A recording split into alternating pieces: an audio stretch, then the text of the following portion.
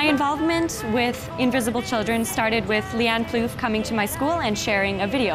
And the video just talked about the broken world in Africa and how many people are hurting there and just what people are trying to do to get people back on track and give them hope.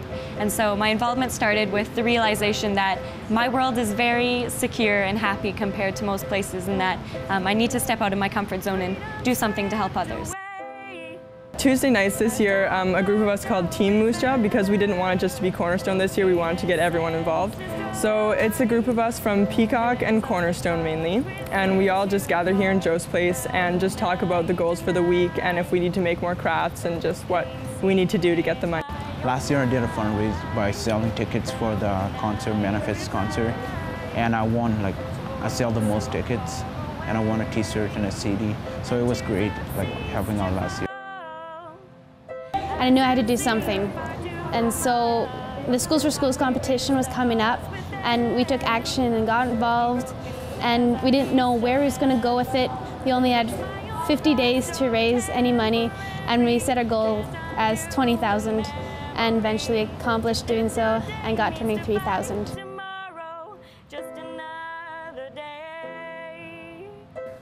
I got involved by a youth worker at Joe's place named Leanne. She told me about it and terrible things happening over in Africa, and I just couldn't stand what was going on. So I decided to make a difference. It's not just changing Africa, it's changing North America, and I think it's just such an important thing for our community to invest in Invisible Children because it's investing in our youth. So it's not, people have asked me, why should we care about the kids in Africa? Our kids here in North America need help, and my response is, yeah, they do, and they need to be encouraged. They need to see that the community supports them, that the community believes that they can make a difference. And I just really believe that we have to raise a higher standard, and we have to say, no, you guys are leaders. You guys can take initiative, and you can be creative. The kids have been so creative in the ways that they've gone about raising money. Definitely we're doing a lot of fundraisers for Team Moose Jaw to raise money. We're all over the place. We've got jars out for Change. If people have a bit of pocket change, they can throw it in there. And we've got tickets for a roast beef supper on sale.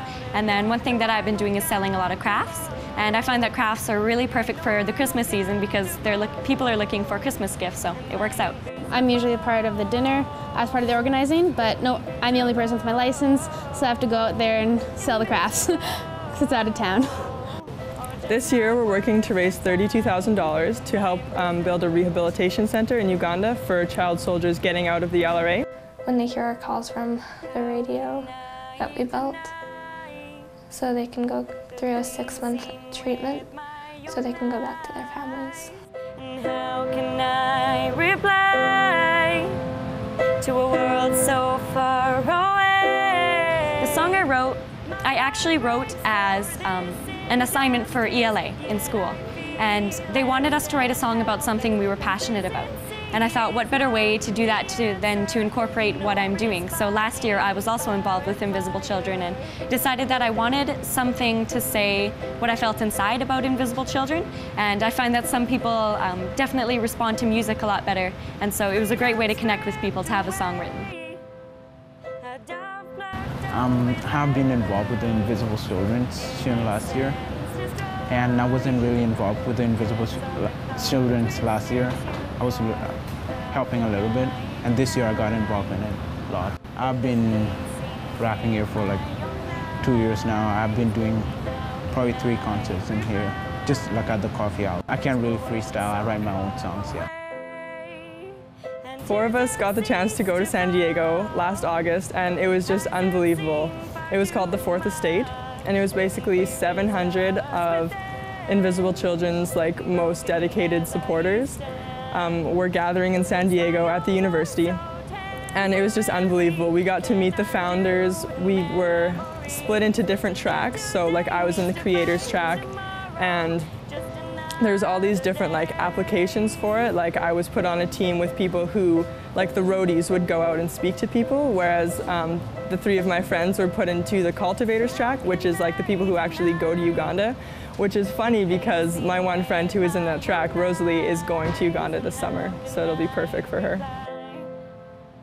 And I was super excited, had all my vaccines done, and it was a month beforehand, and it got canceled, and I was devastated because I was really excited to go to Uganda and tell people what's happening and experience it for myself. But the reason that it was canceled is because suddenly there was a huge conflict going down in Uganda and people were protesting against the government. And so it'd be way too dangerous. And because of that, it opened my eyes more of everything that's going on and how dangerous it is. And I want to change that. Like, I want this war to come to an end. And so this year they came up with a surprise that they're sending me again. And so that involved a lot of jumping and screaming and leaping in people's arms. I think so many people here in Canada get really caught up in our world. We've got it great here. I mean, it can be so easy to forget what's happening overseas. And so to raise awareness here in Canada is so important to help people realize that they can pretend that things aren't happening across seas. They can pretend that things aren't bad, but they are.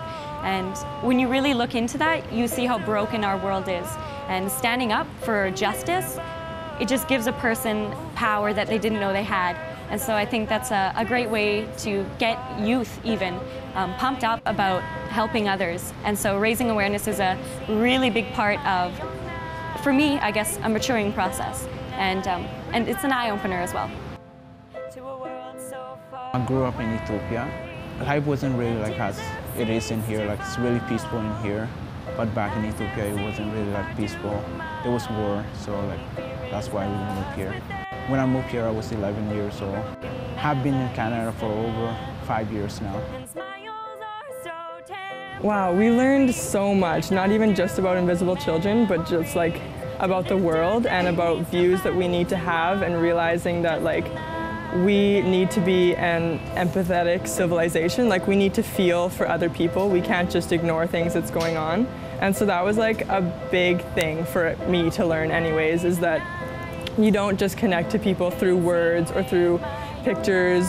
You connect to them by feeling what they're feeling. And I think that's why people can get so involved in invisible children, is because those people in Uganda, like, how would you feel if that was happening to you? Like, you'd want it to stop.